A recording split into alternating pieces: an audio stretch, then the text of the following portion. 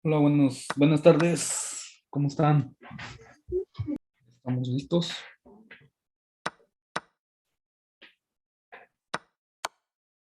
Sí, ¿Están por hola, acá? buenas tardes. Buenas tardes, profe. ¿Cómo van con su trabajo en equipo? Bien, ya estamos terminando. Qué bueno. Bien, qué bien.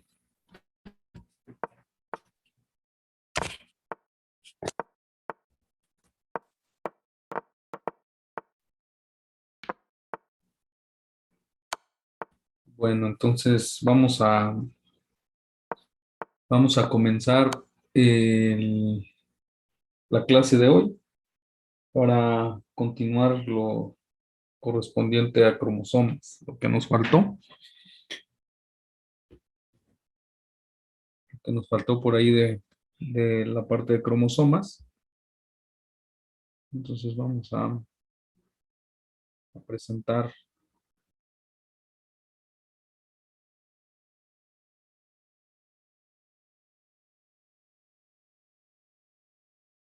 Bueno, ya no sé si ya están viendo la Ya se ve. presentación. Ok, entonces, pues habíamos observado lo concerniente a lo que serían las aneuploidías y las euploidías, ¿no? Ya habíamos visto que las aneuploidías pues afectan a un cromosoma en específico, mientras que las verdaderas o las euploidías pues van a afectar a todo el componente de la dotación cromosómica de una especie o de un individuo. Normalmente pues se va heredando, ¿no? En las especies, en la población, esta característica. Hay muchos organismos, en plantas tenemos organismos que son poliploides. De hecho, en la industria de flores, de la producción de flores, sobre todo en orquídeas y algunas otras especies de plantas que tienen importancia comercial por sus flores, el hacer los individuos con una dotación extra de su componente genético, pues va a ayudar a tener una mejor, pues, composición, ¿no? A nivel floral. También se ha visto, por ejemplo, en peces, hay peces también que son triploides, ¿no? En su mayoría los catostómidos, algunos cuecílidos, como los Giphophorus. Seguramente si ustedes han ido a los ríos de por ahí de Querétaro, de alguna parte de la zona del Pánuco, pues van a encontrar una gran diversificación de los Giphophorus. Son los machos tienen una espada, ¿no? En forma de espada la cola, así le llaman los peces espada, porque los machos tienen esa terminación, ¿no? Como una espada en la cola. Estos organismos, pues, biológicamente, evolutivamente, pues son poliploides, ¿no? Entonces, se ha visto también en plantas que esta condición de estados de ploidía, pues tiene que ver también con la historia evolutiva. Entonces, desde el punto de vista biológico evolutivo, pues es muy interesante, ¿no? El aprovechamiento de los estados de ploidía en las especies. Pero el término ploidía, pues está describiendo donde se encuentran múltiplos de más dotaciones haploides de cromosomas dentro de las células o de los núcleos, y podemos observar diferentes composiciones, ¿no? Para lo cual la designación pues va a depender el nombramiento del número exacto de estados de cromosomas que puedan tener en un organismo. Por ejemplo, aquí tenemos los estados haploides, ¿no? Cada uno de los colores va a representar cada uno de los colores representa un cromosoma independiente. Entonces estamos hablando de cromosoma 1, cromosoma 2, cromosoma 3. Ese es el estado haploide, ¿no? Un 2N tendría una copia más de cada uno de estos, por entonces estamos hablando de seis cromosomas. Un triploide ya tendría tres composiciones de cada uno, ¿no? Entonces ve cómo se va. Entonces, aquí donde tenemos nosotros la condición de un gameto, por ejemplo, si estudiamos un gen en particular, nosotros podemos estudiar un gen, por ejemplo, el gen A, este está aquí en este cromosoma, este está aquí, puede estar aquí puede estar el mayúsculo o el minúsculo, ¿no? Puede ser, vamos a poner minúsculo, y aquí pues va a estar 3 veces, ¿no? Entonces aquí vamos a tener un alelo 3 veces. Podría ser los 3 A mayúsculas, o los 3 A minúsculas, o las respectivas combinaciones. Entonces, pues esto nos va a cambiar drásticamente las proporciones esperadas en los cruces, ¿no? Entonces, si nosotros estamos analizando una población donde hay estados de ploidía diferente a 2N, seguramente la variación en la progenie no se va a ajustar a los procesos mendelianos, ya que pues hay más de un estado de 2 locus perdón, de 2 alelos por locus, ¿no? Y en el de 4, pues tendremos exactamente 4 copias de cada uno de los genes. Entonces, esto es sumamente proporcional, ¿no? El número de copias que vamos a tener de los alelos en los cromosomas va a depender del estado de ploidía en el cual se encuentre el organismo, ¿no?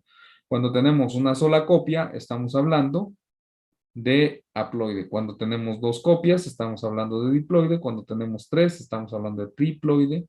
Cuando tenemos 4, estamos hablando de tetraploide, pentaploide en 5, etcétera, etcétera, ¿no? O sea, se le va a poner que la ploide, la parte del componente de esta palabra, que es ploide, pues va, o ploidía, ¿no? Esto va a referirse al conjunto de estado de los componentes genéticos que se tiene, y la palabra pues que le antecede, que sería en este caso penta, va a determinar el número de estos componentes genéticos en un organismo, ¿no? Entonces, ¿cómo sería una meiosis para un triploide, por ejemplo? Imagínense que usted tiene un organismo. ¿Cómo sería una meiosis en un triploide, ¿no? Si habíamos visto que en un triploide va a tener dos componentes gaméticos, ¿no? Un componente gamético que va a ser sumamente haploide, y el otro componente que va a ser diploide, ¿no? Entonces, en este sentido, pues se sortearían estos 3. Fíjense que tenemos aquí los 3 del mismo. Estamos analizando. Entonces, como el resultado de la meiosis, este es el resultado de la meiosis, estos son los 3 cromosomas que tenemos aquí. El resultado de la meiosis 1, ¿qué son? Estos van a migrar, entonces, a polos opuestos, ¿no? Este y este pueden migrar hacia abajo, pueden migrar hacia arriba, este y este, o sea, cualquiera de estos puede migrar hacia un lado o hacia otro, ¿no? Pero supongamos que estos dos migran hacia arriba, entonces ya tenemos aquí estos dos están migrando, que serían los mismos componentes, o sea, sería exactamente el mismo, y el otro migra hacia abajo, ¿no? Entonces aquí ya tendríamos nosotros, pues, nuestras células, ¿no? Y entonces, esto es lo que está ocurriendo en la meiosis, ¿no? Podríamos entonces decir que un organismo va a tener condiciones haploides, y otro organismo pues puede tener condiciones diploides en la meiosis, ¿no? Entonces, esto es a manera de muy, muy resumida lo que está ocurriendo en una meiosis de un estado triploide. Esto pues nos va a comparecer que pues siempre hay estos factores, ¿no? De apareamiento entre estos gametos, entonces van a dar un organismo 3, un cigoto que tenga 3N, ¿no? La característica, pues, importante. Ahora, estos estados de ploidía, pues, pueden cambiar, pueden variar, o pueden ser sujetos a algunas condiciones ambientales. Por ejemplo, en las tilapias, perdón, en las truchas, ustedes pueden darle un shock térmico al cigoto recién formado, y entonces su estado de ploidía va a cambiar, ¿no? Va a cambiar, pero es con un meramente fin comercial, ya que se ha visto que los triploides, organismos triploides, pues son mucho más robustos, y tienen una complexión mucho más gruesa, ¿no? Que va a ser importante para la hora de la selección de tallas y la comercialización de las tallas. Entonces, todo esto se ha hecho en la industria. El manejo de los estados de ploidía es muy común, sobre todo en la industria comercial de organismos, ¿no? De organismos de importancia.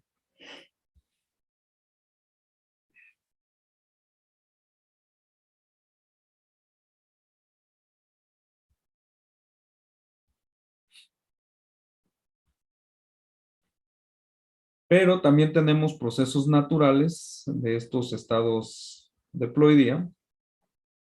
Por ejemplo, muchos han de conocer esta ranita, ¿no? Del género Hila. En este caso es la especie versicolor. En esta especie, pues en la historia evolutiva, tiene un estado de ploidía de tetraploide. ¿Cómo funciona? ¿Cómo se dio estos pasos, no? Entonces, cuando hay un proceso de iniciación de fecundación normal en un óvulo, en un espermatozoide, cuando se fusionan dos gametos haploides, van a dar origen a un cigoto. En este caso, pues nosotros vamos a llamar al resultante, a la célula resultante, un cigoto que es una célula totipotencial que tiene toda la capacidad de diferenciarse en lo que sus genes digan. Entonces, va a formar un cigoto diploide, ¿no? Ya que es la suma de n más n igual a 2n, o sea, se entiende.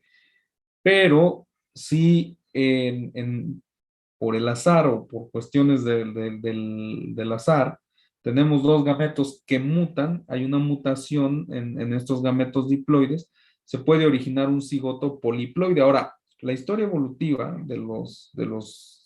hablando de evolución, de los poliploides, pues es muy oscura, ¿no? No sabemos a ciencia cierta pues cómo se van dando estas modificaciones en cuestión de una evolución probablemente que tenga que ver con cuestiones de reticulación, ¿no? Entonces, cuando se dan esta fusiones de estos gametos que están mutados, o sea, no son gametos haploides, normalmente la condición de los gametos tiene que ser haploide, ¿no? Pero en este caso tenemos dos gametos de tipo diploide, que quiere decir que no hubo una reorganización de las cromátides en la meiosis y fueron asignadas erróneamente hacia polos opuestos o en la misma dirección, se originaron un cigoto poliploide, ¿no? En este caso 2n más 2n nos da 4n. Aquí tenemos la especie hermana o la especie parental, que es una especie diploide, 2n igual a 6. Aquí tenemos los tres pares de cromosomas.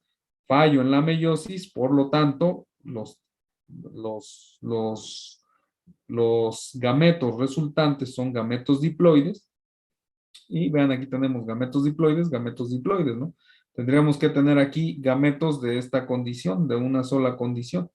Entonces, aquí al tener nosotros gametos diploides y al cruzarse o haber entrecruzamiento entre ellos, nos da una fertilización del cigoto para formar un cigoto que va a tener un estado de ploidía de 4n, ¿no? En este caso, pues tendría los 12 cromosomas.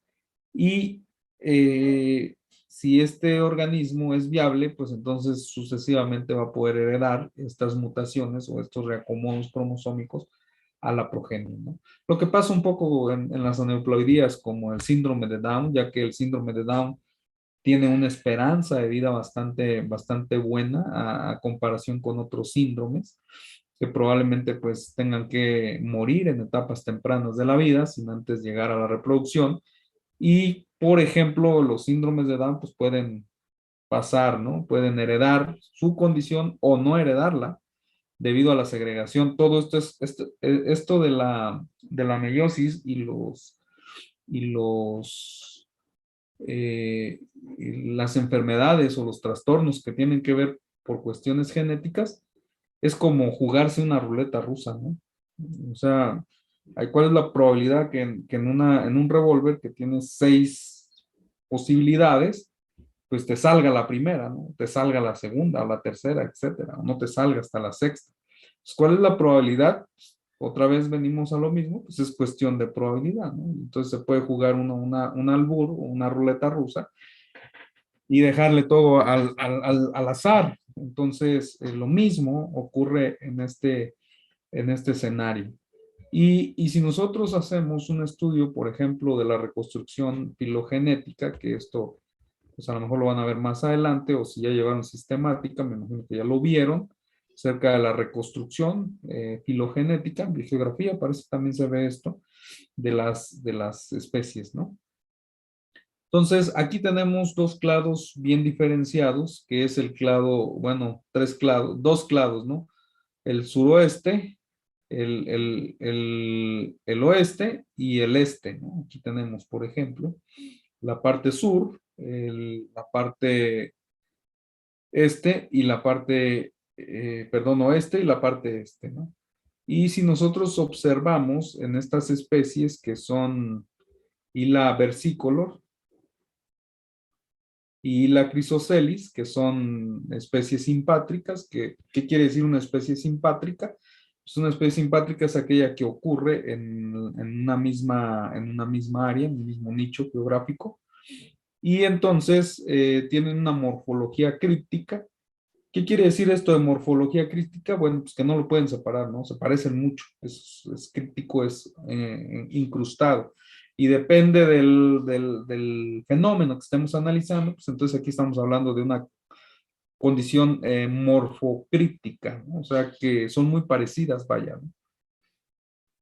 Nosotros, por ejemplo, pues no somos nada crípticos con nuestras parientes o nuestras especies hermanas, que serían los changos, ¿no? Entonces, pues hay una gran diferenciación entre un humano y un chimpancé, por ejemplo, ¿no?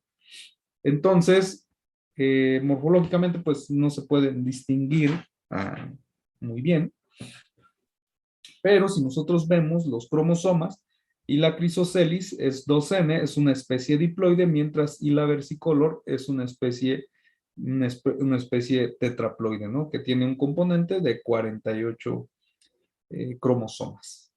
Entonces, si nosotros analizamos una especie de reconstrucción filogenética, la reconstrucción filogenética no es otra cosa que, pues, ver las relaciones que hay entre las diferentes especies, ¿no? Y tiene su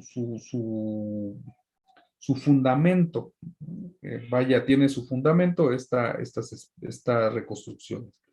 Entonces, si ven, aquí tenemos, por ejemplo, la V, que representa versicolor, y la C, que representa a Chrysocelis, ¿no? Aquí están, vean, aquí tenemos estas especies o estos individuos de versicolor son más afines a individuos de la especie de Chrysocelis, ¿no?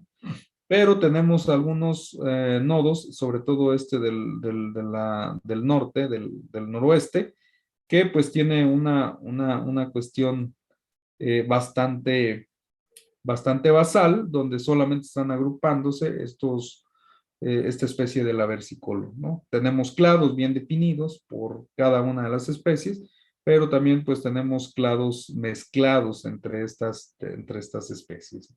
¿Qué nos quiere decir esto? Bueno, que probablemente vemos una asociación bastante fuerte de el componente en el sentido de la ploidía, ¿no? De los estados de ploidía que son recurrentes en la historia evolutiva de estos individuos, ¿no?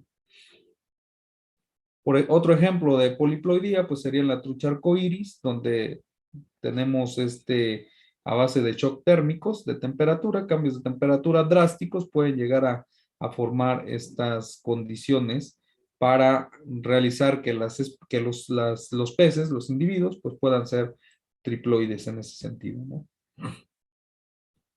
Aquí tenemos otro análisis de los mismos peces.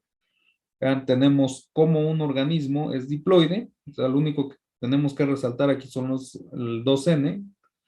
Después, cuando hay una divergencia, hay un fallo en la meiosis donde los organismos o los ancestros resultantes van a ser ahora poliploides, ¿no? En este caso, pues serían tetraploides, y vean cómo se puede pasar de 2N a 4N y de 4N a 6N, ¿no? y parece ser que los ancestros común más reciente de todos estos, hay un fuerte indicio de que los estados de ploidía tienen, el cambio de los estados de ploidía en la especie ha llevado a los procesos de diversificación o de divergencia en las especies. Entonces, basado en el reordenamiento cromosómico, pues también podemos, y en los estados de ploidía, pues también podemos estar separando especies de peces, ¿no? Como esta, pues puede ser este clado, que es los tetraploides de los etiopías, de estos peces son ciprínidos, y los africanos, ¿no? Que son diploides. Entonces podemos ver una agrupación bastante coherente con la historia evolutiva en los cambios de los estados de ploidía. Si vemos esto en plantas, es algo que también se está, se está manteniendo esa misma identidad, ¿no? Y vean cómo pueden también los autopoliploides, que quiere decir que una especie monoica puede autofecundarse y hacerse por sí misma, tener ese estado de ploidía, ¿no? ¿Cuántos no han visto esta planta, no? Esta planta de jardín, que es Tigridia pavonia, tiene un estado de ploidía 4N, ¿no? Aquí tenemos sus 7 cromosomas y cada uno con sus 4 copias. Entonces, cada dotación adicional ahora, no hay cambios, ¿no? O sea, no quiere decir que este cromosoma sea diferente a este y a este y a este. No hay cambios en los estados de ploidía que se dan de esta manera. Podemos tener el mismo componente genético solamente más veces. Es como cuando ustedes tienen un documento en diferentes memorias, ¿no? Tienen el mismo documento, pero solamente lo tienen por copia. Ahora, para la formación de esto pueden surgir varios modelos. Uno es un fallo en la segregación de todos los cromosomas en la división meiótica, que puede dar origen, es por origen de gametos diploides, ¿no? Entonces, los estados de ploidía pueden cambiar por cambios meióticos en la formación de gametos diploides. Entonces, también raramente dos espermas pueden fecundar simultáneamente a un óvulo, originando un cigoto triploide, y también por la cuestión de las duplicaciones genómicas, ¿no? Simplemente por defectos en la división celular germinal después de una división mitótica. Y eso en plantas es común. Realmente la historia evolutiva de las plantas y sobre todo de las plantas cultivadas, muchas de la explicación de la radiación adaptativa que hay en las plantas, o sea, la diversificación de los grandes números de especies de plantas, tiene que ver con la duplicación misma de los genomas, ¿no? Con estados de ploidía de diferenciales. Y los autopoliploides son, en general, pues son más grandes, son más vistosos, ¿no? Que sus parientes diploides, pero pues no tiene más que ver con el aumento en el número de células, sino en el tamaño de las mismas, ¿no? Entonces, no tienen una información nueva o única, pero pues sí le da un mejor bagaje comercial, ¿no? Entonces, esto es con la parte de los poliploides. Vean cómo se da experimentalmente. Ustedes pueden formar este tipo de ploidías en el laboratorio. Normalmente cuando añadimos a una meiosis o una mitosis, añadimos colchicina, que es un químico que va a parar la división celular.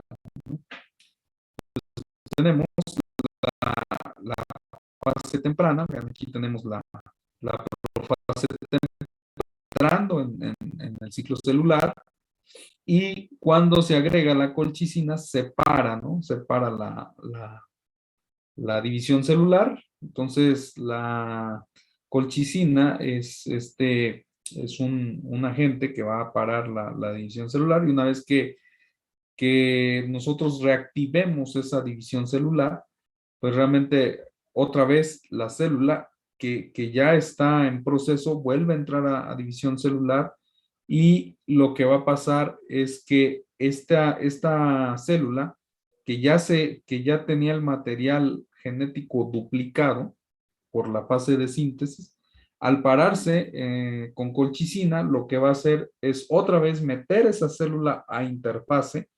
¿Qué quiere decir? Que va a volver a pasar por la fase de síntesis cuando ya lleva un material duplicado que no se separó, que no se segregó en la meiosis o en mitosis. Entonces va a volver a otra vez a poder sintetizar todo el material genético y entonces va a llevar un extra más del componente cromosómico.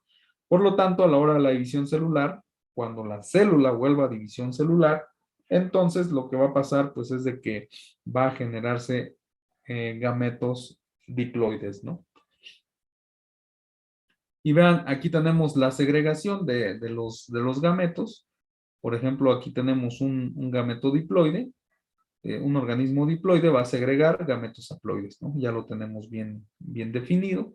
Un triploide puede generar gametos diploides y gametos haploides.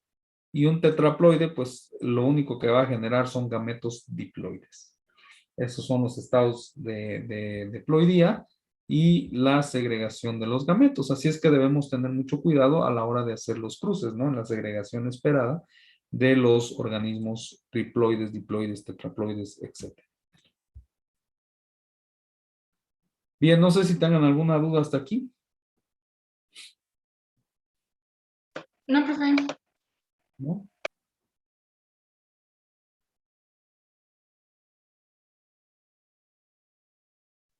¿Me podría volver a explicar cómo es que surgen los gametos triploides?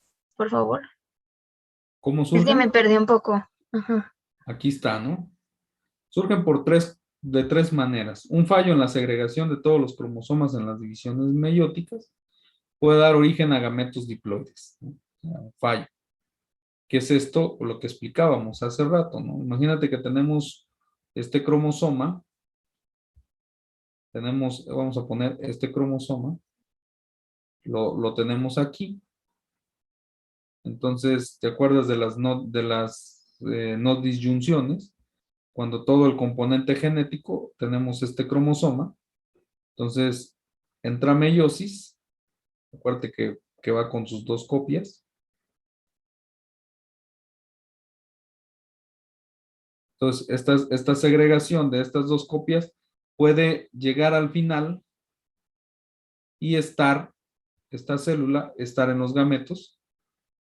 O sea, lo que quiere decir en las divisiones meióticas es que se va a formar, en lugar de gametos haploides, vamos a tener gametos diploides, ¿no? Entonces, si este se cruza con otro gameto diploide, pues va a formar un tetraploide. Si se cruza con un gameto que es haploide, pues va a formar un triploide, ¿no? Esto es para toda la característica de los genes, ¿no? O sea, para todo el número de cromosomas que tengan. ¿Sí? Esa es una. La otra es cuando, por ejemplo, tenemos un óvulo o un gameto femenino.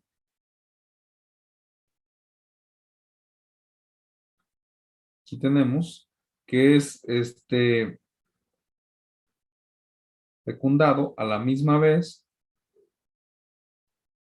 por dos gametos masculinos. Entonces, este va a vertir su información, este también, y la aportación del óvulo también. Entonces tendremos un cigoto. El resultante sería un cigoto triploide, ¿no? 3N. Ujú. Entonces, así es como pueden sufrir. O simplemente por duplicaciones genómicas que se dan en las células germinales, ¿no? O sea, se duplica. Entonces tenemos una célula con sus componentes genéticos. Aquí tenemos un cromosoma. Aquí tenemos su homólogo. Entonces, esto en la fase S se divide y tenemos entonces una célula con 4N que va a entrar, está lista para entrar a meiosis, ¿no? Entonces, cuando está en la meiosis, pues puede haber estos errores de duplicaciones. Ahora, esta célula puede abortar y no entrar a meiosis, sino regresar a interfase. Ujú. ¿Qué va a pasar en interfase? Bueno, va a pasar otra vez por la fase DS. Y entonces este material duplicado que no se separó en la meiosis se vuelve a duplicar. Y entonces ahora tendremos que forzosamente, cuando la célula entre otra vez a meiosis, va a tener que formar gametos diploides, ¿no? Entonces vamos a tener un número de gametos y todos van a tener una condición diploide. Entonces, de esa manera, se pueden formar los poliploides, ¿no? No sé si quedó claro.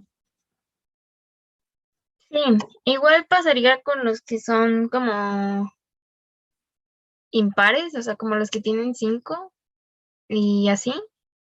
¿Cómo Sí, serían cuando son de 5? ¿Pentaploides? sí, pentaploides. Pero eso será más nada más como en las plantas, ¿no?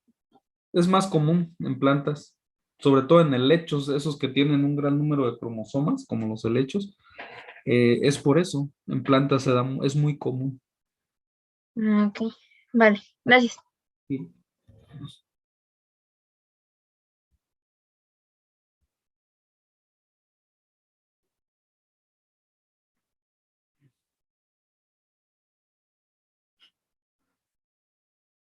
Bien, no sé si hay otra duda. Ahorita vamos a ver algunos reordenamientos cromosómicos que nos pueden llevar a este tipo de cuestiones también, ¿no? ¿Qué sería? Pues las variaciones estructurales y la ordenación de los cromosomas. Vamos a tener 4 tipos de efectos o de factores, que serían las deleciones. Las deleciones son igual a pérdida. Esto lo vamos a ver también cuando nos metamos un poco a las secuencias de ADN. Tenemos las deleciones, que son las pérdidas. Tenemos duplicaciones. Entonces, esto es muy común en las plantas, ¿no? La duplicación del genoma. Entonces, haz de cuenta que tenemos un genoma de plantas. Lo voy a poner así, de manera circular. Este es un genoma, aunque no es circular, ya sabemos, ¿no? Entonces, en una historia evolutiva de la misma planta, haz de cuenta que este mismo genoma se duplica, ¿no? Y en plantas esto es muy común que se haga, por lo tanto los estados de ploidía pueden variar. Y aquí también por duplicaciones se puede, por duplicación no solamente de un cromosoma, sino de todo el material genético, de todo el genoma, podemos tener también estas condiciones de cambios en los estados de ploidía, ¿no? Las inversiones y la translocación, que en este caso pues tendremos algunos defectos cromosómicos por este tipo de fenómenos, ¿no? Que ocurren en los cromosomas. Entonces los cromosomas son muy dinámicos y son muy susceptibles a este tipo de cambios, ¿no? De lesiones es igual a una pérdida, duplicación es otra vez el tener lo mismo, pero 2 veces más. Inversión es el cambio, ¿no? Se invierte. O sea, y traslocación, pues es el paso de un componente donde existía hacia otro donde no existía. Y vamos a ver cómo podemos nosotros entender esto, ¿no? Por ejemplo, una deleción representan las pérdidas de un segmento del cromosoma que no abarca el centrómero. Vean, aquí tenemos en la figura A el origen de una lesión terminal, ¿no? Aquí nos genera, aquí este es el centrómero, ubiquen el centrómero. Aquí tenemos la ruptura de este fragmento por X o Y razones y este fragmento se pierde, ¿no? Entonces, ¿recuerdan que yo les había hablado de la evolución del cromosoma X? Y habíamos dicho que el cromosoma Y era antiguamente, originalmente era un cromosoma X. Recuerda que la determinación del sexo era 2 cromosomas, era monomórfica en mamíferos, pero en la parte de la historia evolutiva se pierde, hubo de lesiones en toda esta parte, ¿no? Dejándonos el cromosoma Y un poco más pequeño, ¿no? Como este que vemos aquí. Entonces, estas deleciones pues son la pérdida de fragmento. Entonces, cuando hablamos de deleciones, pues vamos a hablar de una pérdida. Eso es lo que debemos entender. Pero imagínense que aquí están los genes A, B y C. Entonces, quiere decir que al perderse esta parte, yo voy a perder estos tres genes y su respectiva función. Por eso las deleciones van a impactar de una manera en los cambios fenotípicos de los organismos. Ujú.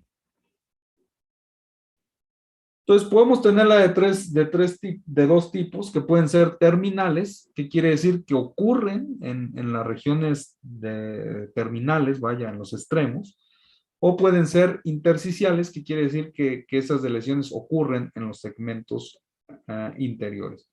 Ahora, nosotros sabemos que los genes, imagínense, este es un cromosoma. Entonces, los genes tienen un orden en el cromosoma, ¿no? A, B, C y D. Entonces, aquí tenemos los genes A, B y C y D. Este orden nosotros lo podemos tipificar de acuerdo con herramientas de ligamiento y mapeo cromosómico. Entonces, una de las formas para poder ver cuál es el orden de los genes en un cromosoma, vamos a utilizar aproximaciones de los mapeos genéticos. ¿Qué quiere decir un mapeo? Bueno, poner en un mapa, vaya, un cierto punto, ¿no? Por ejemplo, cuando ustedes van a colectar, toman las coordenadas de dónde agarraron el bicho, que es algo que cuando ustedes colectan, pues siempre tienen que tomar en cuenta toda la condición informática que tiene que tener el bicho que están colectando, ¿no? Como son coordenadas, como son lugar, hora, etcétera, etcétera. Todo tienen que ponerlo. Lo mismo pasa en los cromosomas. Entonces, si nosotros perdemos esta parte, vamos a perder los genes que están ahí, ¿no? Y entonces vamos a perder esas funciones. Y como vemos, también se pueden dar, podemos perder los extremos, podemos perder A, podemos perder A y B, podemos perder C y D, o podemos perder B y C, ¿no? Por ejemplo. Entonces ya quedó claro que las deleciones pueden ser terminales e intersticiales, ¿no? Terminales cuando están a los extremos, siempre vamos a tomar como referencia el centrómero, y una deleción intersticial, pues se hace con estos bucles, ¿no? Estos loops que se hacen, después se cortan, se dan las rupturas y finalmente por complementariedad de base se pueden unir estos, ¿no? Y prácticamente pues se pierde todo esto. ¿Cómo sabemos eso? Bueno, si nosotros tenemos un mapeo genético de una especie, de una población y tenemos individuos, por ejemplo, de la población norte, que tienen todo este componente, pero en los individuos de la población sur, nosotros vamos a ver que van a tener este componente. Entonces tenemos exactamente esta información, pero si se da una lesión intersticial, solamente vamos a tener A, I y D, ¿no? Entonces, B y C ya no existirían en esta población. Ahora, la función de estos genes pudo ser suplida con algunas otras funciones de genes pues, muy, muy propias. Eso es lo que está pasando en las pérdidas de los genes. Podemos perder los extremos o podemos perder los medios, ¿no? Aquí tenemos el cromosoma normal, vean, una deleción terminal, vean, 1, 2, 3, 4 y 5, los números representan los genes, y en la deleción terminal, pues quiere decir que estamos perdiendo 1 y 2, ¿no? Y nos quedan 3, 4 y 5. Y tenemos también las deleciones intersticiales, donde estamos perdiendo 2 y 3, y nos queda 1, 4 y 5. Entonces, esos son son componentes que se dan, ¿no?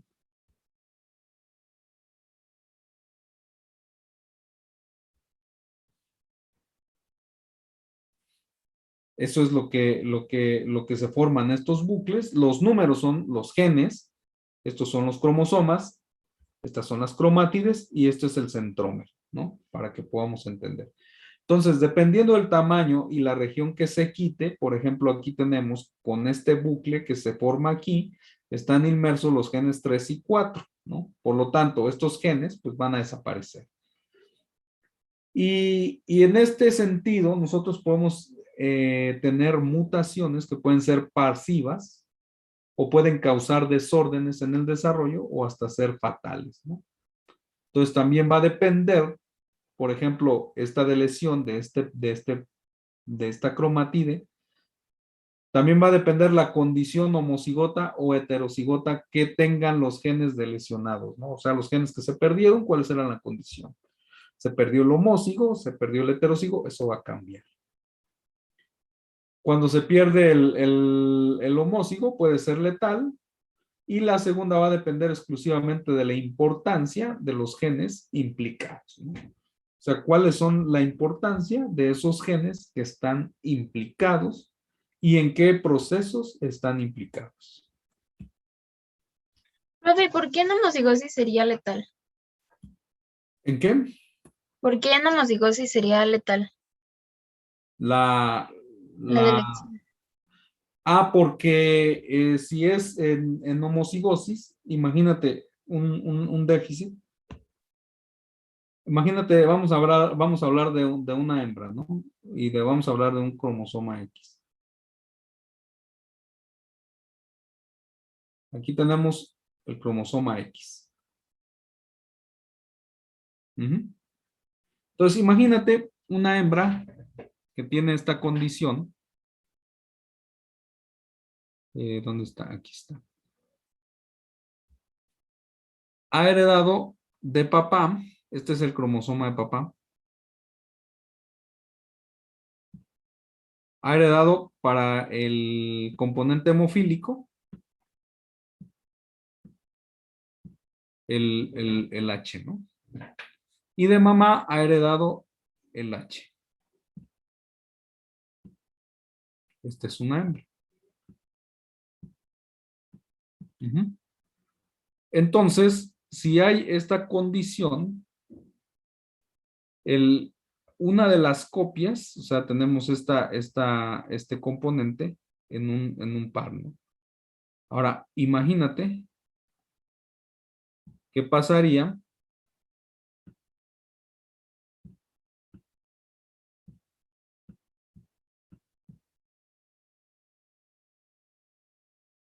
vamos a poner estas cromátides aquí.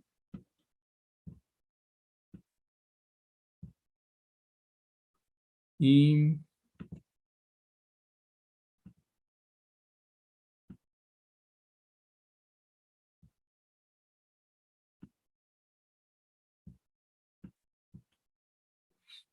una condición homocigota y una condición heterocigota.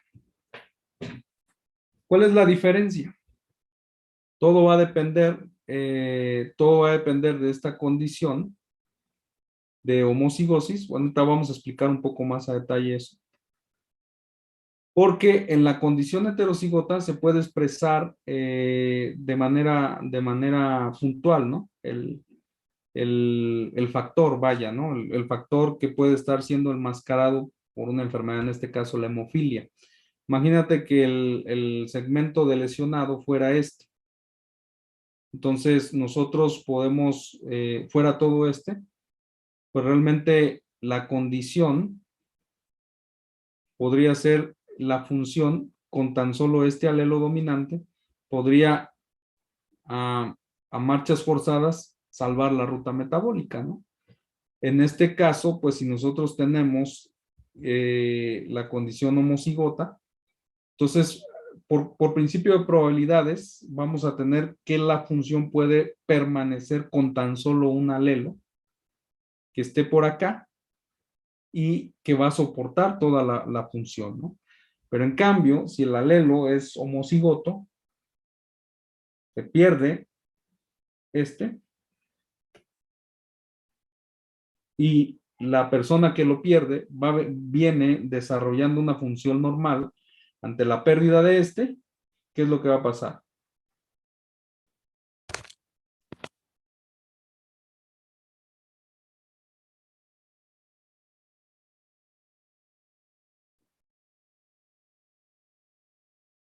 A ver, Claudia, ¿qué pasaría? Ya no se podría expresar. O expresaría una proteína, un fenotipo deficiente, ¿no? Ok. Por lo tanto, pues podría conllevar a letalidad. Entonces, todo también pues va a depender de la condición homóziga o heteróziga de lo que tengan los organismos, ¿no? Ahora, cuando decimos que la segunda va a depender exclusivamente de la importancia de los genes implicados, ¿no? O sea, va a depender de los genes implicados. Déjame ver si tenemos una aplicación. Aquí tenemos la deleción. Aquí tenemos esta deleción que es en el cromosoma 10.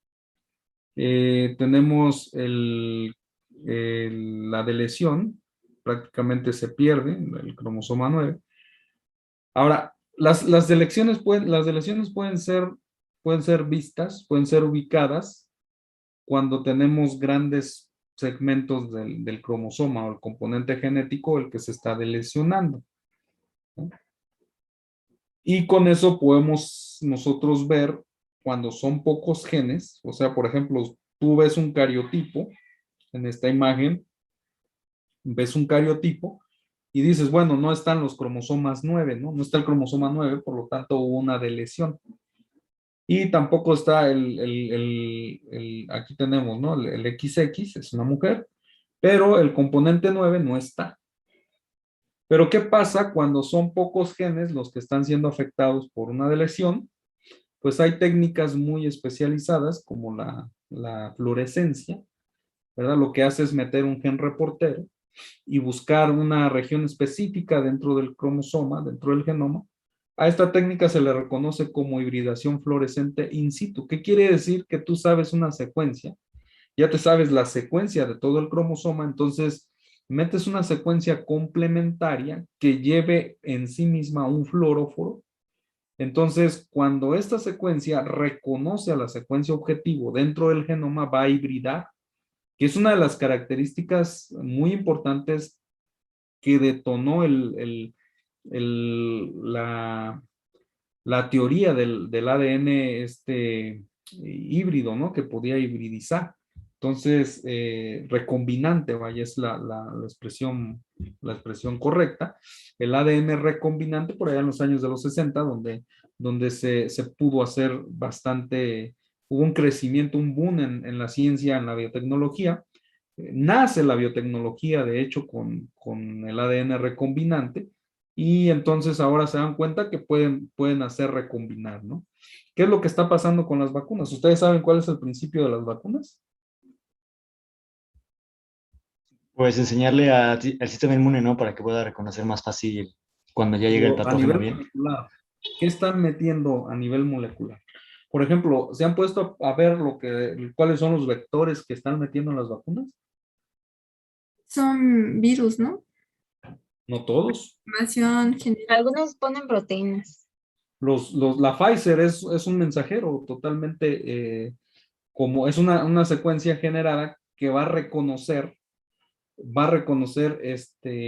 ciertos específicos, va a expresar la proteína, ya trae un mensaje en sí, donde va a expresar la proteína, y entonces esa proteína al expresarse, pues va a causar una reacción al sistema inmune, ¿no? Entonces, esa es la tendencia ahora de las vacunas. Antes, ¿saben qué se hacía antes con las vacunas? Se metían virus atenuados, ¿no? Ahora ya no. Ya se mete un componente específico para expresar un componente específico en los tejidos, en los sistemas. Entonces ha cambiado totalmente, ¿no? Metían bacterias o virus atenuados, y esto pues nos llevaba a generar una reacción de expresión inmune. Entonces, lo que hace esta técnica es, llega, reconoce la secuencia objetivo, hibridiza con ella. Entonces, a la hora de hibridizar, quiere decir que la misma secuencia es incorporada a los genes. Por lo tanto, ustedes pueden hacer una división celular de esas células que ya está incorporada a esa nueva secuencia que ustedes metieron bajo una luz fluorescente. Como la secuencia objetivo que ustedes le metieron lleva un fluoróforo que va a reaccionar con luz fluorescente, entonces, pues prácticamente la van a detectar, ¿no? Vean, aquí está el cromosoma normal. ¿Qué se ve en el cromosoma normal? ¿Y qué se ve en el cromosoma que ocurrió una deleción? El normal se ve bueno, pues una marca roja y en el de la de lesión no. Entonces, ¿qué quiere decir? Que de aquí, de la marca roja hacia acá, que esta parte, esta marquita roja, se perdió, no está acá, ¿no? No la encontramos en este cromosoma. Entonces, estamos hablando, este es su componente, vean, en una división celular, pues aparecen totalmente diferentes. Entonces, con eso, nosotros, si ustedes saben la secuencia o la etiqueta de un componente genético, lo pueden buscar y lo pueden rastrear en todo el componente, en el pool genético, ¿no? No sé si hay alguna duda. Estas técnicas, sí, Mónica. ¿A qué se refiere exactamente con hibridación? Es hibridación, es que puede, ¿cómo te explico? Bueno, déjame te explico con letras, ¿no? Tú tienes esta secuencia. Adenina, timina, citosina, guanina, timina, timina. Adenina. Así, tienes esta secuencia. ¿Sí la ven? Sí. Yo quiero buscar, haz de cuenta, es como buscar una aguja en un pajar. Es imposible. Yo quiero buscar, este es mi alelo 1, ¿no? Y mi alelo 1, yo lo quiero rastrear en un genoma. ¿Qué tendríamos que hacer? Según la técnica de hibridación, tendríamos que meter una secuencia complementaria. ¿Sí me explico? ¿Qué meteríamos entonces? Timina, adenina, guanina, citosina, Adenina, guanina, y luego, citosina y luego adeninas. ¿cuántas? Ay, perdón. 2, 4, 6. 1, 2, 4, 6. Y luego timinas, 2, 4. Ajá. Y luego citosinas, ¿cuántas? 5. Y luego una timina. ¿Qué pasa cuando esta secuencia se encuentra con su complemento? Empieza a hibridar. ¿Qué quiere decir? Que hay una complementariedad. ¿Sí? Pero esta secuencia nosotros le metemos un label, ¿no? Que normalmente pues viene en una colita. Aquí viene el label, ¿no? O la etiqueta. ¿Okay? Esto es lo que se hace, por ejemplo, cuando uno amplifica microsatélites. Entonces metes un fluoróforo. Ahora, esos primers son carísimos, vaya, ¿no? Hacer esto es sumamente muy caro por la cuestión del fluoróforo. Entonces, lo que haces tú es, obtienes ADN genómico, diseñas un primer con estas características del ADN que tú quieres muestrear, y entonces puedes hacer por medio de lo que hacen exactamente con los virus y las vacunas, meten estos sistemas en los organismos. Al haber este reconocimiento, hay una hibridación. ¿Qué quiere decir? Una complementariedad de bases. Y ahora tú vas a tener un ADN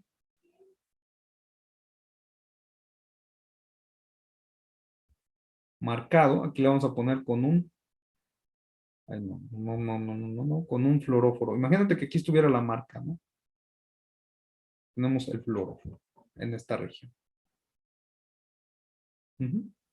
Entonces, cuando tú lo pasas por una luz de fluorescencia, con un microscopio de fluorescencia, lo que va a hacer es emitir el color o la fluorescencia que tú le metiste a esta secuencia en una etiqueta, ¿no? ¿Has oído hablar de los genes reporteros? ¿No? No, Bueno, eso es un gen. ¿Qué hace un reportero? No un gen reportero, uno de imagen televisión o de López Dóriga o a la Torre. ¿Qué hacen esos reporteros? pues avisar, ¿no? Informan, Ay, informan lo que está pasando en tiempo real en un lugar donde tú no estás. Eso es lo mismo que hace un gen reportero, es un gen chismoso que te está diciendo lo que está acá y que tú no lo puedes ver, ¿sí? Pero, pues si tú no le metes una etiqueta, no vas a poder ver qué, al reportero, ¿no? Entonces, para que puedas ver al reportero y lo que te está reportando, necesitas primero hacerlo visible. Y para hacerlo visible, se usa esta técnica, ¿no? Que es la FISH. Es muy común en biología molecular, en biología celular, cuando queremos ver este tipo de observaciones, ¿no? No sé si quedó más claro, Mónica. sí, gracias. Todo tiene que ver con la recombinación del ADN, ¿no? Que el ADN puede hibridar con secuencias específicas, ¿no? Claro, esto tú lo vas a hacer, esto por ejemplo se hace en células de levadura, ¿no? Entonces las células de levadura se manipulan o las células, los cultivos celulares se manipulan para que hagan lo que tú quieres que hagan. Entonces si tú las quieres meter a división celular, pues les vas a agregar un mitógeno que las va a meter a división celular. Y entonces pues tú puedes expresar este fluoróforo, ¿no? Para que este fluoróforo recombine tiene que haber ciertas características. Tú ya sabes la temperatura a la cual va a alinearse y a la cual se va a hibridar, ¿no? ¿Alguna vez han hecho PCR o reacción en cadena de la polimerasa? Sí. ¿No? Es exactamente el mismo principio. Hagan de cuenta que el termociclador es la célula. Y entonces ustedes llegan, meten todas las condiciones ahí y le ponen una temperatura y lo que va a hacer es pues, empezarte a replicar todo así, ¿no? Entonces, tú forzas la hibridación, lo que se da, lo metes los puedes meter en bacterias, lo que se llaman en bibliotecas genómicas, lo puedes meter en alguno de este tipo de cosas, en virus, etcétera, y haces que se exprese tu gen reportero, ¿no? Lo ideal o el objetivo más bien es que este pueda encontrarse con este, se reconozcan e hibriden. Una vez hibridando, tu label o tu etiqueta, pues se va a pegar acá. Ahora, antes de hacer esto en vivo, en células, normalmente se hace en células, ¿no? Si tú estás estudiando plantas, por ejemplo, haces tus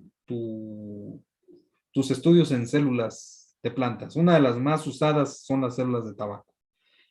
Normalmente también si lo haces en células animales, sobre todo esta es una práctica muy común para los biólogos moleculares que estudian el cáncer, están buscando siempre genes ahí en el cáncer y cómo está el cambio de la expresión de los genes, utilizan células animales, ¿no? Normalmente células de algún tipo de cáncer, ¿no?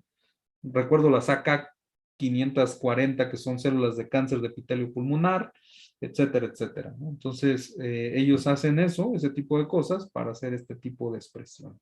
Solamente sincronizas tus células para que se metan a... Primero, hay que ver que esto se dé, después las metes a división celular y ya las haces que las ves en un microscopio, ¿no? En metafase y vas a observar tus fragmentos, ¿no? Tus genes reporteros. Entonces, en biología molecular son muy útiles los genes reporteros, ¿no? Entonces ya vamos a aparecer como nuestros abuelitos, nosotros nada más leyendo el periódico con un café y viendo las noticias, ¿no? Y así están los biólogos moleculares que trabajan esto, nada más observando estos genes reporteros. ¿Alguna duda? ¿No? Bueno, si les gusta más esto, hay por ahí una optativa, ¿no? No es una optativa, sino más bien es una materia que es del eje, ¿cómo se le llaman? Orientadora, ¿no? De técnicas en biología molecular. Seguramente ahí pueden aprender muchas más técnicas de este tipo de cosas. Pero el principio es ese, ¿no? Yo les puedo decir el principio de lo que se hace. Siempre, cuando ustedes desconozcan algo, siempre vayan a los principios, ¿no? Hacia qué, y ya con eso lo pueden entender, aunque en el laboratorio no lo sepamos o no lo sepan hacer, eso, pues, es irrelevante, ¿no? Seguramente leyendo una receta de cocina lo pueden aprender. Si ustedes saben pipetear correcto y saben hacer, es más importante que sepan hacer las concentraciones, ¿no? Porque muchas veces los errores se da en el tipo de concentraciones, que no sabemos calcular, por ejemplo, la molaridad o la osmolaridad o la normalidad de un compuesto. Entonces, por ejemplo, que te digan una proteína se acaba a tanto molar por tantos de pH, entonces con que sepas hacer eso es suficiente, ¿no? Entiendas qué es lo que se está requiriendo. Y con esto, pues podemos estudiar las de lesiones. No sé si hay alguna duda más. Bueno, dejando un poco las de lesiones, nos vamos a meter a las duplicaciones. Y aquí hay algo que quiero que quede muy claro, ¿no? Entonces, nosotros vemos que el material genético por sí mismo puede hibridar, ¿no? Puede hibridar entre los componentes, lo que nosotros hemos llamado la recombinación. Pero nosotros vamos a tener dos formas o dos puntos de vista muy diferentes. Primero, la recombinación homóloga. ¿Qué quiere decir la recombinación homóloga? ¿Ustedes entienden qué es recombinación? ¿Entienden qué es homología? Entonces, recombinación más homología me da la definición de recombinación homóloga. ¿Qué es una recombinación homóloga? Tenemos un cromosoma y aquí tenemos el mismo cromosoma. Cromosoma.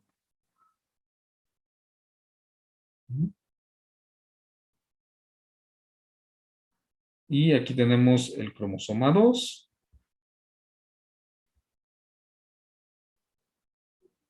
Este es su centrómero. Y aquí tenemos las dos copias del cromosoma 2. Este es cromosoma 2. Cromosoma 2. ¿Cómo se le llama a este fenómeno, por ejemplo, que este segmento de aquí se pase hacia acá y este segmento se pase hacia acá? Lo mismo que vemos aquí.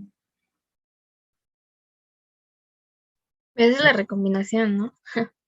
¿Homóloga o no homóloga?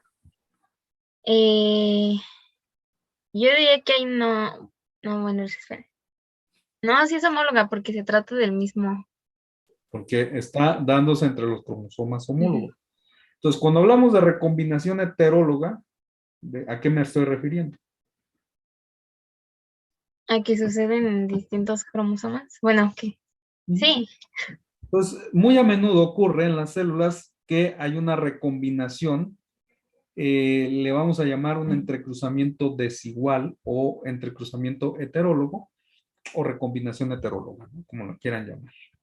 ¿Qué quiere decir? Pues entonces que va a haber acá un intercambio de genes entre cromosomas no homólogos, ¿no? Entonces la palabra clave es no homólogos. Entonces, cuando nosotros tenemos ese tipo de eventos en duplicaciones, vean, aquí tenemos cromosoma 1, cromátide 1, cromátide homólogo. El mismo color quiere decir que son homólogos. Vean, hay una recombinación no homóloga o una recombinación desigual en la meiosis entre 2 y 3. Y entonces, al haber esa recombinación, o sea, cuando hablamos de recombinación, estamos hablando de un intercambio genético, ¿no? O sea, yo te doy mis genes B y C y tú dame tus genes B y C. Estamos hablando de un intercambio genético. Hay un entrecruzamiento es igual. No se está dando el entrecruzamiento entre cromátides o cromosomas homólogos, sino se está dando el entrecruzamiento entre cromosomas diferentes. Y aquí pues tenemos, vean, la cromátide 1, el componente 1, A, B, C, D y E. Y el 2 es AB, pero va a tener los genes D y E, ¿no? Pero los genes D y E de otro cromosoma. Entonces aquí estamos viendo que hay una duplicación, ¿no? Porque este material genético se está duplicando acá. Y lo que estaba acá, pues pasa a esta parte, ¿no? Entonces, eso es son duplicaciones. Esto es lo que hacen los virus, ¿no? También se duplican mucho. Entonces, eso es encontrar más de una vez en el genoma un componente genético. Ujú.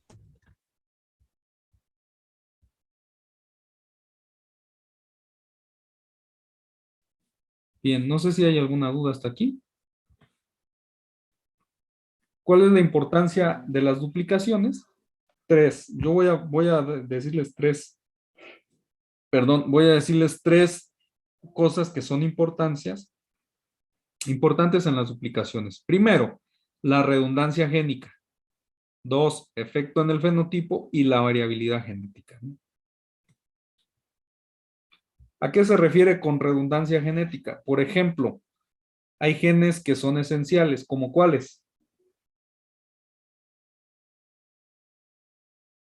Yo aquí les pongo un ejemplo, que son los modelos de traducción, en los genes que van a ensamblar los ribosomas, son muy esenciales. ¿Por qué? ¿Por qué los genes que van a ensamblar los ribosomas son muy esenciales? Porque son los que traducen a proteínas. Porque son los que van a mediar la síntesis de proteínas, ¿no? Entonces tenemos productos esenciales, hay algunos otros componentes esenciales seguramente, pero yo les voy a hablar en esta ocasión de los genes ribosomales, ¿no? ¿Por qué? Porque tienen su importancia en la síntesis de proteínas y además son regiones altamente conservadas, casi no mutan. Su tasa de mutación es muy baja, por lo mismo, porque son genes que tienen una implicación bastante de supervivencia, vamos a llamarlo, ¿no? Entonces tenemos que los ribosomas son los que traducen el mensaje genético de las letritas del código genético a aminoácidos, ¿no? Y los aminoácidos al conjuntarse nos van a dar una proteína. Entonces, eso es el principio de la traducción, ¿no? Entonces, vean, aquí tenemos el código genético y aquí tenemos los ribosomas, como van pues traduciendo las proteínas, ¿no? Aquí se da la parte, este es un gen, vean, su promotor, su exón 1, su intrón, su exón 2, su intrón, etcétera. Su transcripto primario, donde están exones e intrones, después se quitan los exones, los intrones, se empalman los exones y el ARN maduro nos va a dar nos va a estar compuesto por puras regiones codificantes, ¿no? O exones, los intrones ya se quitaron. Entonces es el modelo de traducción. Y vean, este es un gen y tenemos la diferente nomenclatura, región que no codifica, región que no codifica, región de longitud variable y G, espacio intergénico, ¿no? Entonces aquí tenemos los negros en la región, son la región que codifica, los exones, y la región que no codifica y la región de longitud variable, ¿no? Entonces vean la cantidad. Entonces tenemos la redundancia génica, nos ayuda a entender que se van a crear un número de copias mayor al que se necesita, ¿no? ¿Por qué? Alguien dijo una vez que no se ponen todos los huevos en la misma canasta. No sé si han oído hablar esa alegoría, ¿no? Entonces, lo mismo pasa con la redundancia genética. Imagínense si tuviéramos pocas copias o muy reducidas copias de estos genes. Entonces, bajo el modelo de redundancia genética se van a crear N copias de estos mismos componentes. Por si alguna le pasa algo, la síntesis de proteínas no se ve afectada, ¿no? Es como cuando van en un carro y no traen refacción y se les poncha la llanta a medio desierto, pues van a perder el tiempo hasta que no quiten la llanta y la lleven con uno que sabe arreglarla y ponerle su aire y volvérsela a poner. ¿Qué pasaría si ustedes traen una refacción? Pues Pues luego se soluciona el problema. soluciona el problema, no se para el tiempo, ¿no? Y entonces, eso es exactamente lo mismo que está pasando en la redundancia génica, ¿no? Entonces, una copia de los ribosomales se amuela por mutaciones. Hay más copias que pueden hacer el trabajo, ¿no? Y vean, las plantas, aquí tenemos el trigo, los cereales, tenemos las calabazas, el haba, algunas otras especies, y vean el tamaño del tándem, o sea, el tándem se refiere al tamaño de las repeticiones de esos genes, o sea, ¿cuántos genes tiene? ¿Cuántos genes están repetidos de los genes ribosomales, ¿no? Vean, de todo el genoma, tiene el 9.5%, ¿no? Estamos hablando que son 4.700 copias localizadas en 3 cromosomas diferentes. Este tiene 9, tiene 3.000, 3.600, etcétera, ¿no? Y así va. Estos son cromosomas satélites, son otro tipo de cromosomas, y vean cómo están esas copias repartidas en un diferente cromosoma. Eso es la redundancia génica, ¿no? Y para eso, pues tiene que haber una duplicación del material genético para tener genes que son muy importantes en procesos biológicos esenciales. Entonces, vamos a tener un número de copias muy grandes de esos genes, ¿no? Por eso, los genomas se van haciendo muy grandes. Por ejemplo, vean, en Escherichia coli, alrededor del 0.4% del genoma haploide es ribosoma. Entonces, imagínense, ¿qué horas tenemos por ahí? Porque no traigo mi reloj. ¿Ya se nos acabó la hora? Casi Es una la hora. 1:18. 1:18. Bueno, ahí me dicen cuando se acabe la hora, ¿no? Entonces, vean, ustedes han visto, platíquenme algo cómo funciona eso de la resistencia a antibióticos. Para no explicar yo todo, ¿no?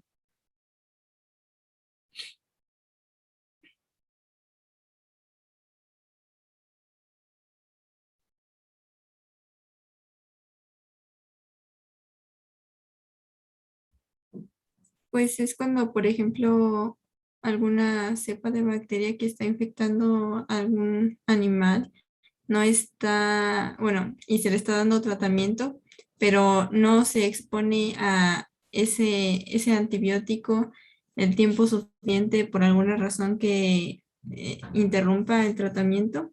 Entonces van a sobrevivir bacterias y esas bacterias, ay, no me acuerdo el procedimiento, cómo lo, cómo es que desarrollan esa resistencia, pero ya después de que le vuelvan a dar esa misma concentración de antibiótico o incluso ese mismo antibiótico, ya no le va a hacer nada. ¿Mm? ¿Cuál es el mecanismo de acción de los antibióticos? ¿Hacia dónde están dirigidos? Hacia la pared celular. ¿Y otros?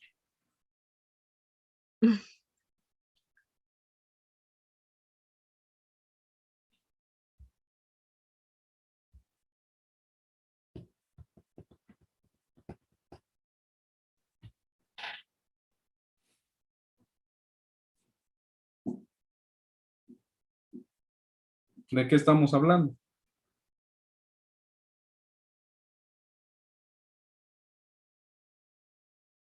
Mm, no sé si tenga que ver con el ADN. A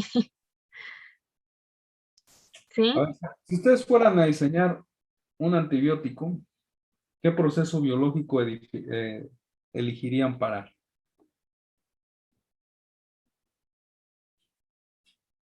Va hacia los ribosomas.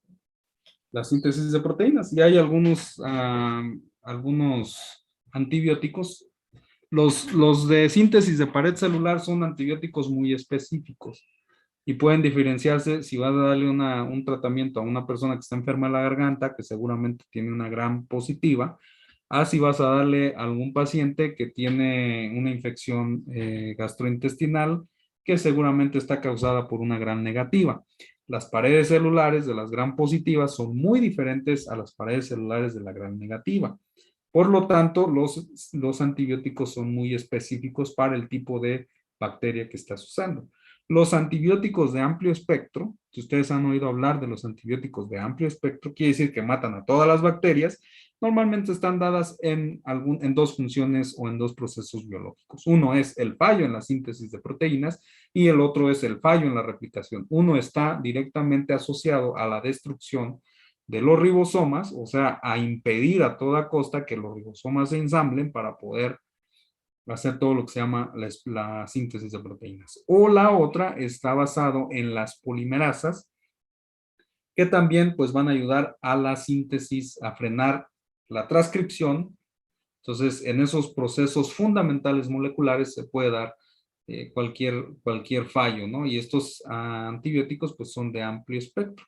¿Por qué no se usan o no son muy recomendados tanto los de amplio espectro? Porque te van a dar en la torre también a ti mismo, ¿no? Y no, aunque no tanto por la situación de que te vayan a parar las proteínas, ya que la síntesis de proteínas de los procariotes es diferente, la composición, a los eucariotes, ¿no? Pero pues sí te van a matar toda tu flora intestinal benéfica, ¿no? Entonces, ahí sí es sumamente muy interesante. Entonces, ¿qué pasa? Por ejemplo, ¿qué se ha hecho para compensar, pues no solo esto, sino el éxito de los organismos en lo que nosotros llamamos la vida?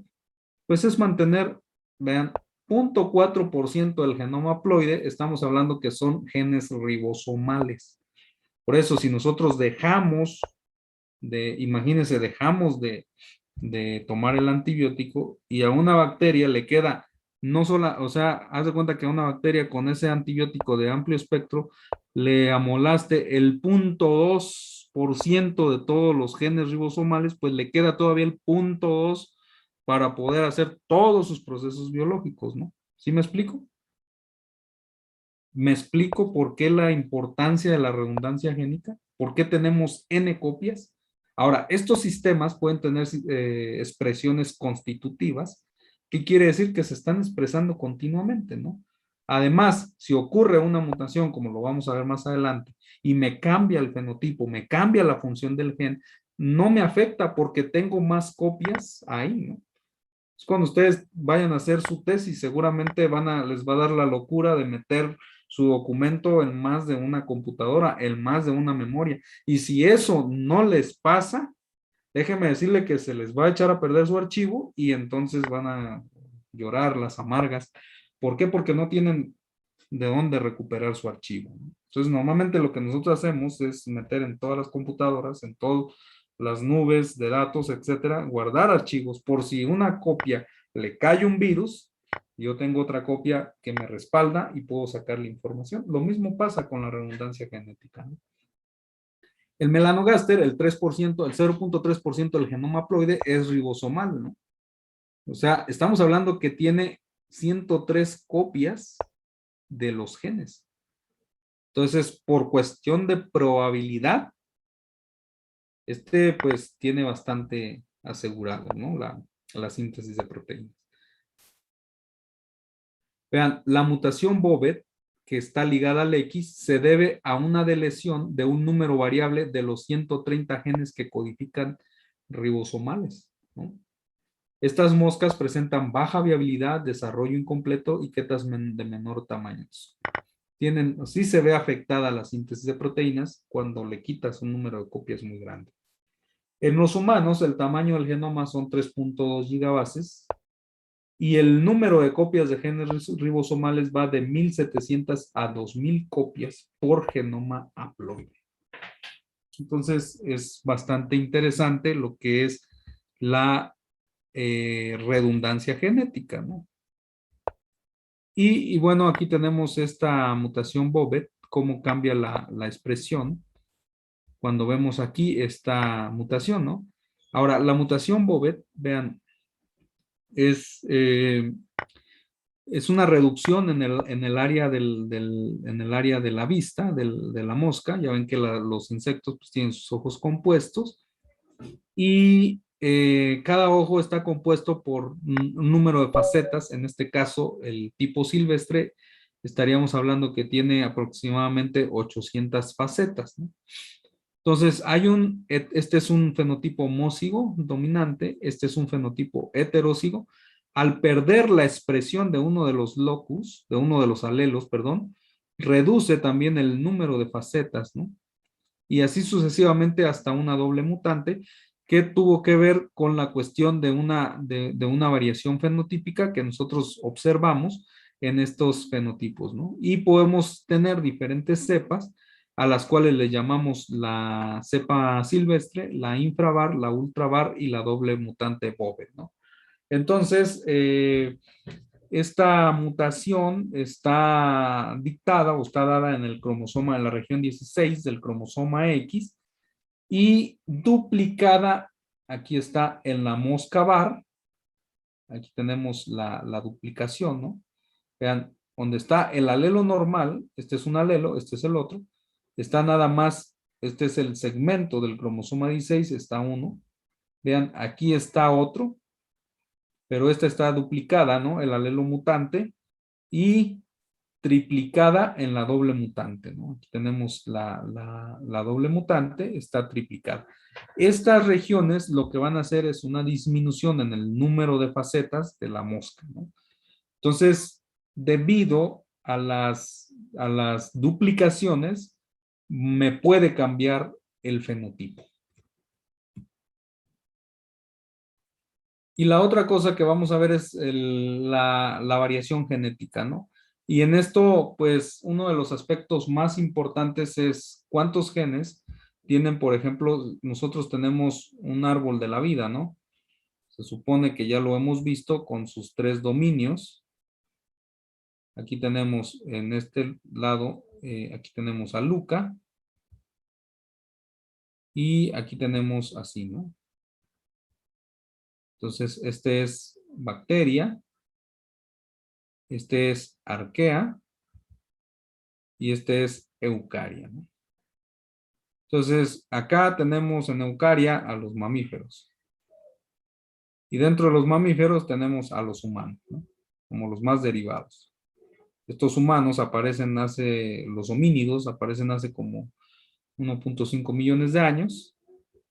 Y entonces estamos observando de la comparación de una bacteria, una bacteria que tiene un genoma de 1.6 a la 6 bases contra un humano que tiene un genoma aproximadamente de 3.2 gigas, ¿no? ¿Cómo surgen estos genes? Es la pregunta. ¿Cómo surgen esos genes? ¿Cómo este organismo primitivo, cómo van surgiendo genes, ¿no? Entonces, una de las cosas más importantes que se ha propuesto en este sentido es por este hombre, Susuno Ogno, quien publica un libro polémico que va a ser la antítesis de Carlos Darwin, que se llama Evolución por duplicación génica, ¿no? Recuerdan que la tesis de Carlos Darwin era evolución por selección natural. La antítesis que la propone Susuno Ogno es la evolución por la duplicación génica, ¿no? Y en ella destaca eso exactamente, ¿no? Que la duplicación génica en el origen de los nuevos genes a través del árbol de la vida. Y la tesis que propone Ogno se basa en la suposición que los productos génicos esenciales presentes como copias únicas en el genoma son esenciales para la supervivencia, ¿no? Y estos genes no están exentos de acumular mutaciones que puedan llegar a alterar su función y den lugar a nuevos genes. O sea, Vemos entonces cómo la mutación es la fuente de cambio en el proceso evolutivo.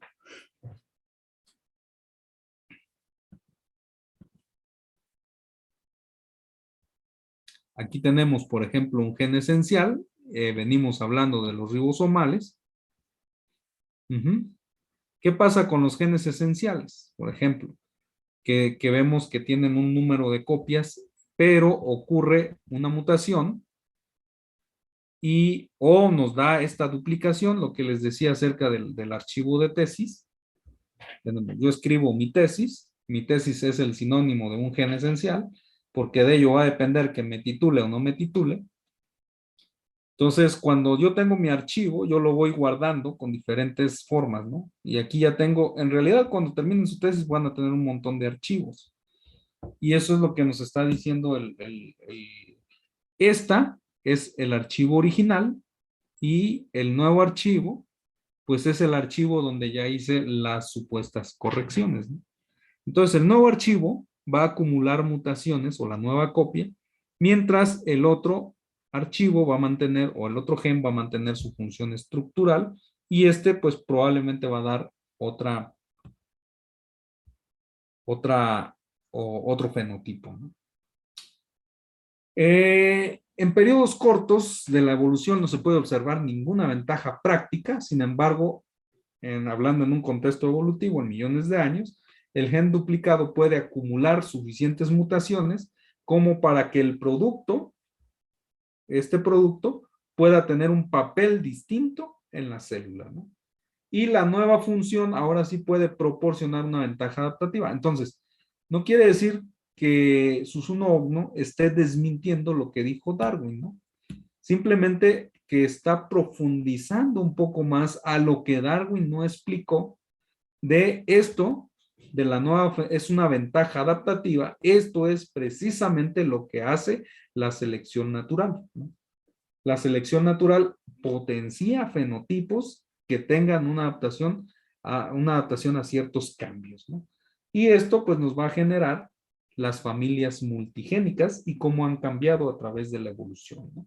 Por ejemplo, la betaglobina, la mioglobina, la neuroglobina, etcétera, etcétera, ¿no?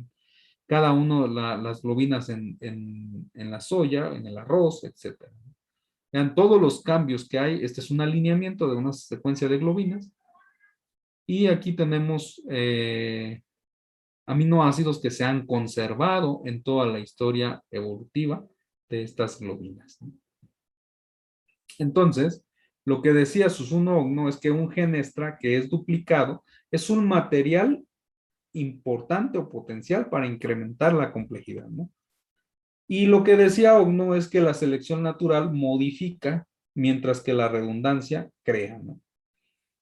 Entonces simplemente la selección natural va a modificar algo que ya está hecho, que ya está ahí, pero la redundancia genética sí va a crear nuevas copias genéticas, nuevas variantes o nuevos alelos.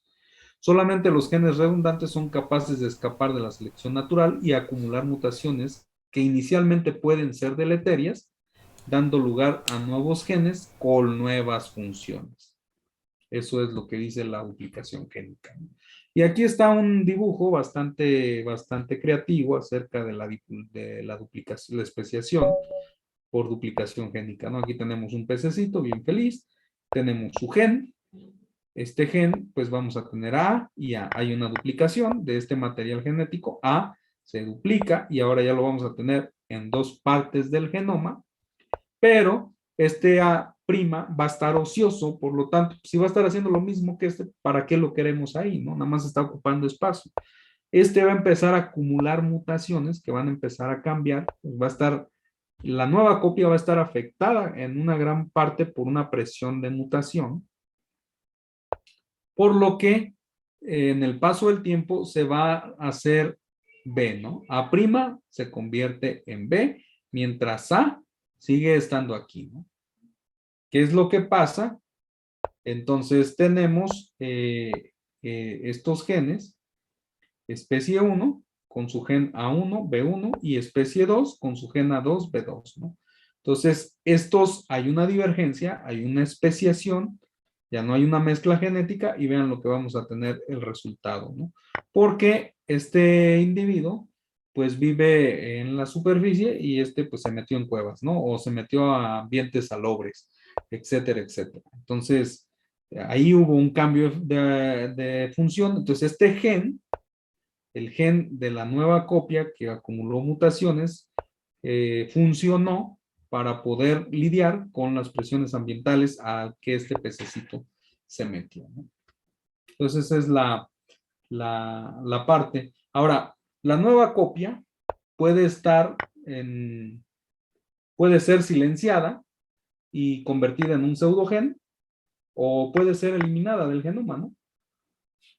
Si hay una retención, quiere decir que es una compensación de dosis o efecto de dominancia, se mantiene la función. Hay un enmascaramiento de los genes duplicados que confieren ventajas selectivas y esas ventajas pues van a ser propicias para colonizar nuevos ambientes, ¿no? O sea, la copia puede uno silenciarse y no pasa nada, entonces se convertiría en lo que es un pseudogen. Puede retenerse la copia, o sea, mantenerse en la mirada de los genomas, puede mantener su función, puede tener una nueva función o puede tener un reajuste de función, ¿no? Un reajuste de función quiere decir que hay una subfuncionalidad. Hace lo mismo, pero mejor. Es como el eslogan del CIMI, ¿no? Es lo mismo, pero más barato. Entonces, hace exactamente lo mismo, pero bajo ciertas condiciones, ¿no? Y eso, pues, nos puede llevar a estas imágenes, ¿no? Pérdida de la función, aquí está. La nueva copia se silencia, ahí está, solamente es un relleno del componente genómico. Hay una divergencia funcional, o sea, hay una nueva función porque vamos a entrar a un nuevo ambiente, o se mantiene la función simplemente, ¿no? Pero esto pues me va a dar un aumento en la robustez genética, en el enmascaramiento del gen, ¿no? Todo va a depender de dónde salió. Bien, no sé si tengan alguna duda hasta aquí.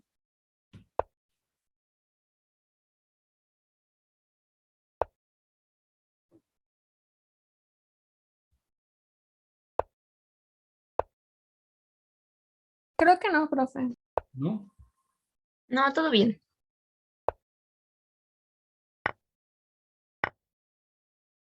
Bueno, entonces vamos a ver un ejemplo.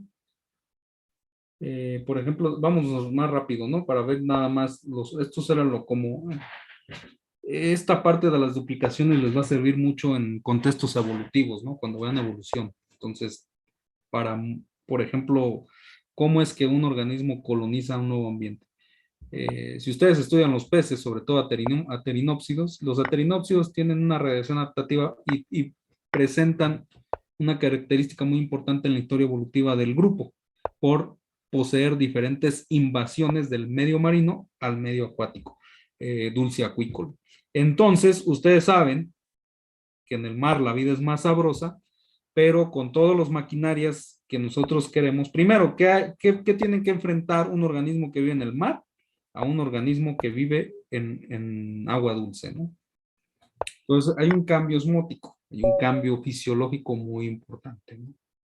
Entonces, es recurrente de grupos biológicos de los peces, lo que llamamos los pejerreyes o charales, de invasiones del medio marino al medio dulce acuícola, ¿no? Y entonces estas redundancias, cambios de las funciones o la adaptación a nuevos medios, pues va a presentar que exista diferencias en las ventajas adaptativas, ¿no? Y que sea coherente con lo que dice Darwin, la adaptación y la perseverancia del más fuerte, ¿no? Entonces, pero nosotros lo estamos viendo desde el punto de vista genético. Entonces, es muy importante este tema en la cuestión evolutiva, ¿no? Sobre todo cuando vean la parte de microevolución. Entonces, vamos a ver las otras dos formas, pero muy rápido, que son las inversiones. Es otro tipo de variación estructural, pero pues solamente es que hay un cambio, ¿no? Y puede ser, tenemos aquí un cromosoma, y puede ser que esto haya una rotación, ¿no? Entonces tenemos esta rotación de 180 grados. Entonces estas son, y las inversiones pueden ser pericéntricas y paracéntricas, ¿no? Entonces, paracéntricas es cuando el centrómero no se encuentra en el segmento invertido, y pericéntricas es cuando el centrómero está incluido en el segmento invertido, ¿no? O sea, aquí tenemos el centrómero, quiere decir que aquí, ¿no? Este es el centrómero. Si el centrómero se va hacia acá, entonces quiere decir que es pericéntrica. Si el centrómero no se invierte, entonces es paracéntrica. Una inversión no implica la pérdida de información genética, ¿no? Simplemente es un reordenamiento lineal de la secuencia del cromosoma. Entonces, ¿qué es lo que pasa? Que si yo tengo los genes A, B aquí, ahora los voy a tener en el otro lado, ¿no? Por ejemplo, pues viendo esta imagen, aquí tenemos la inversión, ¿no? Vean, esta es la inversión. Aquí tenemos el centrómero, donde está la ruptura, y hay un cambio, ¿no? Hay un cambio de un lugar a otro. Entonces, no hay una pérdida de función, simplemente hay una reordenación lineal de la secuencia de los cromosomas. Ahora, esto es muy crítico también, ¿no? O sea, hay que ver cuál es la influencia de los procesos regulatorios genéticos que tienen estos componentes que se están invirtiendo, ¿no? Para determinar si la inversión va a influir drásticamente en el fenotipo o no, en la expresión de otro componente genético. Aquí tenemos las inversiones, vean, este es el normal, este es el invertido, entonces cambia la posición de los genes en los cromosomas por la inversión, ¿no? Y la translocación viene a ser un desplazamiento de un segmento del cromosoma a un nuevo lugar. Y lo más, una de las formas que tenemos en los síndromes de Down, los síndromes de Down pueden ser por dos cosas. Una por una no disyunción en la meiosis, ustedes ya saben a qué me refiero con una no disyunción, o puede ser por un evento de translocación. La translocación es una ruptura, ¿verdad? Aquí tenemos una ruptura y que viene a ser colocado en otra parte del genoma, ¿no? Entonces, por ejemplo, en esta imagen estamos viendo una ruptura de los brazos cortos de este cromosoma. Estos fragmentos se pierden y el segmento más grande se fusiona con otro cromosoma, ¿no? Y eso es lo que pasa, por ejemplo, en síndromes de Down, ¿no? El síndrome de Down, este síndrome de Down es un síndrome muy severo. Realmente la pérdida del... Porque ustedes han visto diferentes condiciones o diferentes incidencias y severidad en los síndromes de Down, ¿no? Pero aquí tenemos que están implicados, cuando el síndrome de Down es mediado por una translocación y no por una no disyunción en la meiosis, o sea, un asignamiento erróneo de los cromosomas en los gametos, del cromosoma 21, por la cuestión de la trisomía. Entonces, vean, un segmento del brazo corto del cromosoma 14 viene y se trasloca en el cromosoma 21. Aquí tenemos, ¿no? Y este portador de la translocación, aquí tenemos el individuo de la translocación, vean, este cromosoma 14 pierde esta parte y esta se inserta en este cromosoma, se inserta en este cromosoma, en el cromosoma 21, cuando se da la división celular, este portador de la translocación se llama 1421, va a dar este tipo de gametos, ¿no? Aquí está la formación de los gametos. Y va a dar gametos de tipo diploides y gametos haploides, ¿no? Gametos normales y gametos con la translocación. Entonces, si un evento de translocación de la trisomía del 21, Down, va a tener 46, o sea, 2n más 1, que sería en este caso, o sea, el 2n más 1 quiere decir que es diploide, pero tiene una copia destra de un cromosoma. Entonces va a presentar un síndrome de Down muy severo, ¿no? Ahora, también se puede dar, en base a este fenómeno de translocaciones, una monosomía que puede ser letal en el embrión que se está formando, ¿no? Y también puede dar portador, puedes dar gametos que sean portadores de la translocación, ¿no? Y este síndrome de Down es mucho más severo porque tiene una parte insertada del cromosoma 14 en el cromosoma 21. Entonces, nosotros vamos a ver dos tipos de síndrome de Down. Y esto pues hay una complejidad más severa porque además el individuo de presentar una trisomía en el cromosoma 21 va a presentar una deleción en la parte del cromosoma 14. No sé si tengan alguna duda hasta aquí.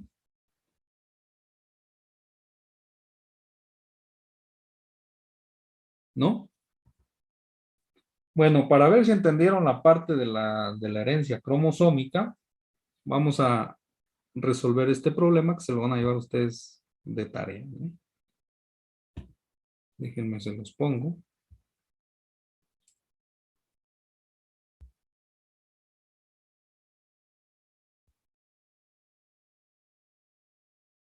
Esto nada más es para ver si entendieron la clase.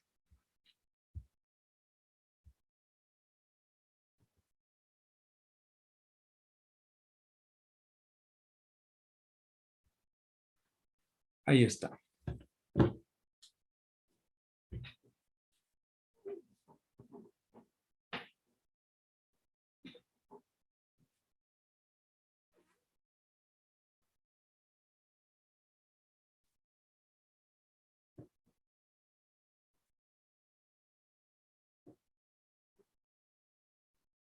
Sencillo, ¿no?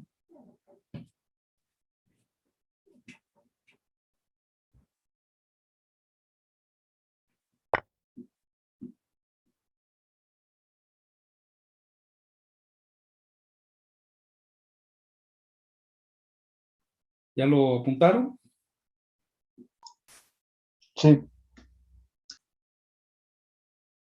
Bueno, por favor, intenten resolverlo. Es un problema bastante sencillo.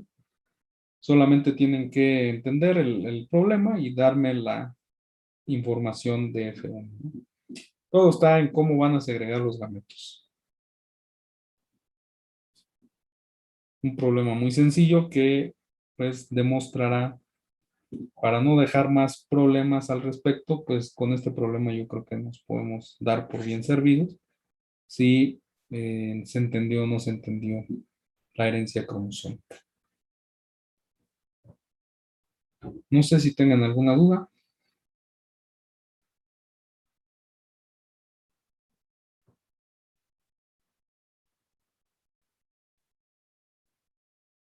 No, me lo mandan por WhatsApp. Me mandan hagan de cuenta que lo pueden mandar por los gametos. Lo que quiero que es ver cómo segregaron los gametos y las proporciones fenotípicas, ¿no? ¿Cuáles fenotipos se están obteniendo? Consideren pues el problema y pues lo pueden intentar resolver para ver que si entendieron o no la clase.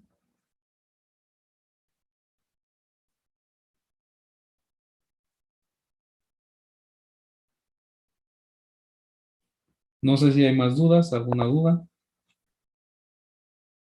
Con esto terminamos lo que es herencia cromosómica y pasaríamos a lo que es el mapeo genético, ¿no? Y mapeo y recombinación genética, tanto en eucariotes como en bacterias. No sé si hay dudas al respecto.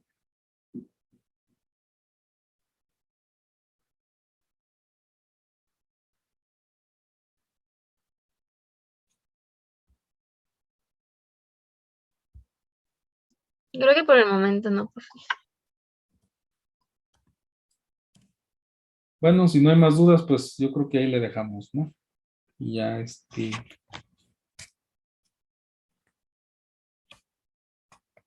y ya vamos viendo si surgen más dudas durante el transcurso de la resolución de ese problema, pues ya me dicen, ¿no? Bueno, si no hay más, pues yo creo que ahí le dejamos. Ok, muchas Gracias, gracias. profe. Ok, profe. Gracias, profe. Gracias. Gracias, profe.